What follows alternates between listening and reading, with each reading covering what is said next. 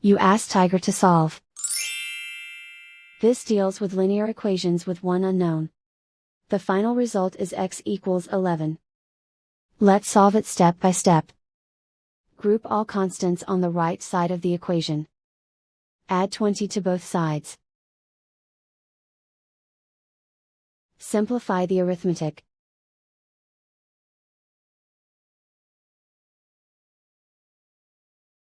Isolate the x. Divide both sides by 17. Simplify the fraction. Find the greatest common factor of the numerator and denominator. Factor out and cancel the greatest common factor.